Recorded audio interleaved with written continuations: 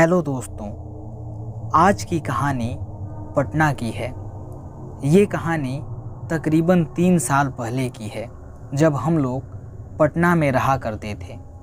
जिस फ्लोर पे हम लोग रहते थे उस फ्लोर पर 3 फ्लैट थे, जिसमें से एक फ्लैट हम लोगों का था और बाकी के 2 फ्लैट खाली थे। तो कभी कभी हम लोग उस कमरे में भी सो जाया करते थे।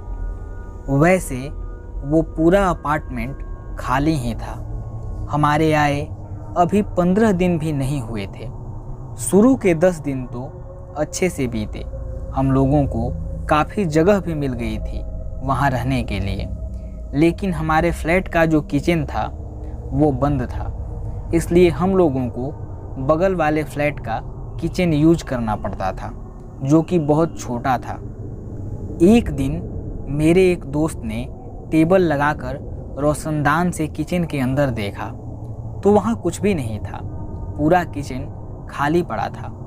उसने हम सबको बताया।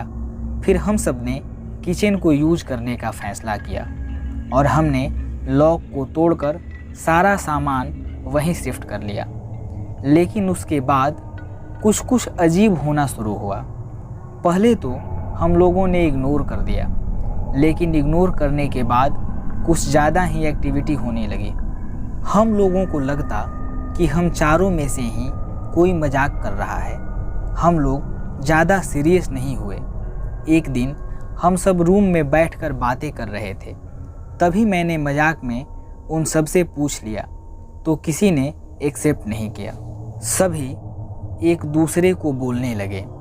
उस समय रात के 11 बज रहे थे और हमने तुरंत ही डिनर किया था।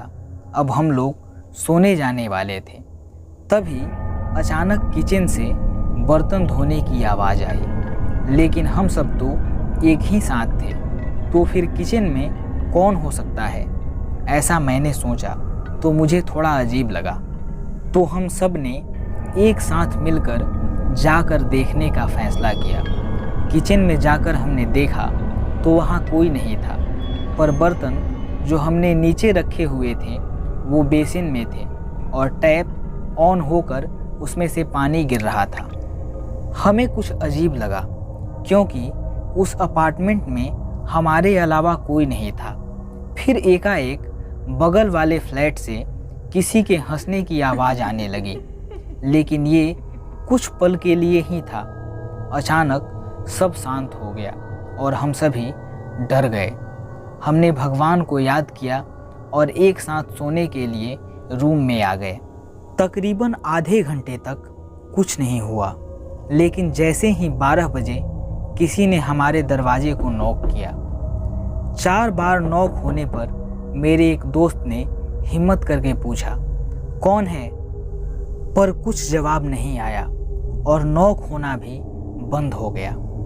हम सब अभी कुछ सोच ही रहे थे कि तभी किचन से किसी के चलने की आवाज़ आने लगी। वो आवाज़ किसी औरत की थी, क्योंकि पायल की आवाज़ ज़्यादा आ रही थी। हम सब में किसी की भी अब हिम्मत नहीं थी वहाँ जाने की। हम बस सुबह होने का इंतज़ार करने लगे। तभी अचानक से हमारे रूम का फ़ैन ऑन ऑफ होने लगा और रूम की लाइट ऑफ हो गई। चारों ओर अंधेरा हो गया। हम सब बहुत ज़्यादा डर गए। तभी टेबल पर रखा ग्लास एकाएक गिरकर किचन की तरफ चला गया। ऐसा लगा जैसे किसी ने फेंका हो, पर ये सब अपने आप हो रहा था। किचन का दरवाज़ा खुलता और बंद हो जाता। जैसे तैसे हमने रात बिताई। सुबह होते ही मैं वहाँ से निकलकर पास के एक घर में गया। वहाँ एक दादाजी रहते थे, जिनसे लगभग हर रोज़ मुलाकात हो जाती थी। जब वो टहलने जाते थे उसी टाइम उनसे पहचान हो गई थी।